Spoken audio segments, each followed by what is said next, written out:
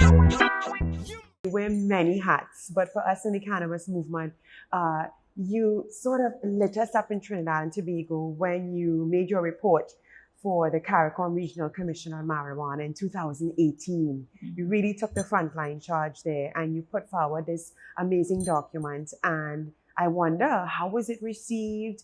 What was that like for you? And how do you think that documentation that you put together in 2018 has influenced or could influence where we are now in 2025? Okay, so I think even before the document, the report, the act of CARICOM, and sometimes we'll bad talk CARICOM, but it do a lot of good work. The act, the courageous act of the then heads of government to say, and they said it because they had been lobbying for many years, saying we need to have reform, we have reform.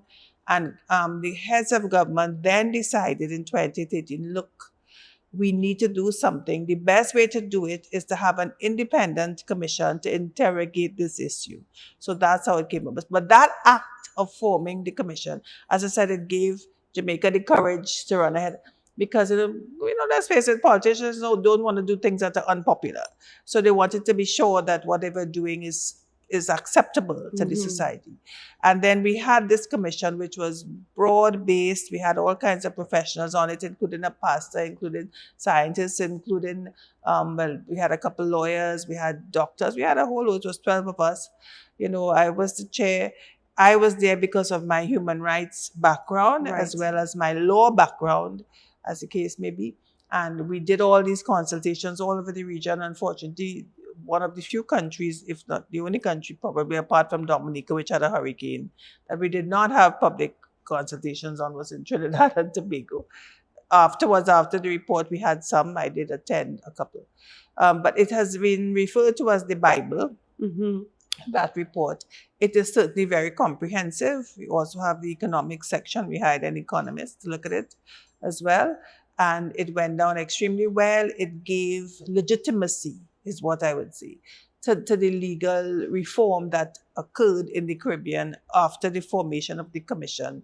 A couple countries like Antigua moved just before we finished the report, but they were well aware the report was coming out, But again, I think the concept of legitimacy, the validity, that this is something acceptable, this is something worth investigating, this is something, that valid, that we want to move forward with. So I think it has had a tremendous impact.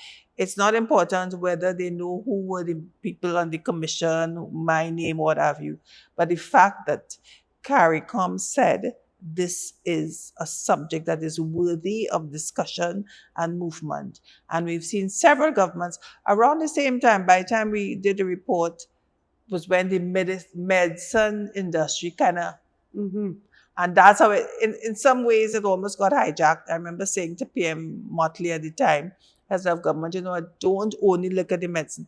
But it was probably too seductive not to.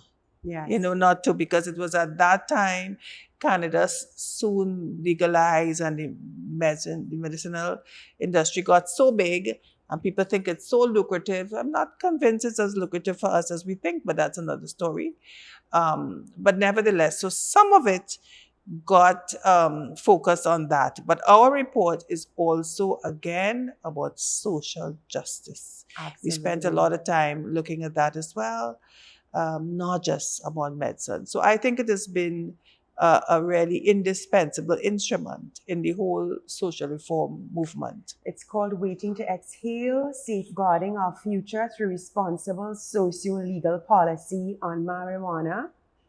We would rather call it cannabis. Yes, but that was an error. Marijuana, and it's a wonderful document. Knowing that UWI has such a rich culture in agriculture, I mean, the campus was founded based on its predecessor being the Imperial College of Tropical Agriculture. It then became the only faculty of agriculture in the West Indies here at UWI.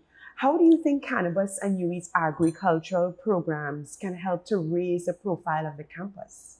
Yes, well, I think I made the point, it's not only the agriculture. In fact, I would probably want to say that the FST, Faculty of Science, is probably right now more interested in cannabis, because it's not just about the growing, but certainly it is part of a broader movement toward utilizing soil and crops in a more productive way. The faculty is very big on food security, so things like that. But I see the Faculty of Agriculture more as a support to other fields of endeavor in relation to cannabis, yeah? But the requests I've had, or the interest I've had so far at UE, to me, it's more the science and the medical faculties. I have a couple of professors who are researching things like alternative medicines, for instance. And then, of course, the science, when a scientist, they look at everything. But often our scientists work with agriculture. We've had quite a few inventions and innovations, for example, like organic pesticides, just to give you an example, which is a combination of our scientists in the science faculty and our agricultural scientists. So they're not exclusive. They will work together in progressing cannabis knowledge, cannabis development, cannabis industries. That's the strength of a university, that we have different disciplines that can come together and can work together, whereas maybe an entrepreneur cannot, or a business person cannot.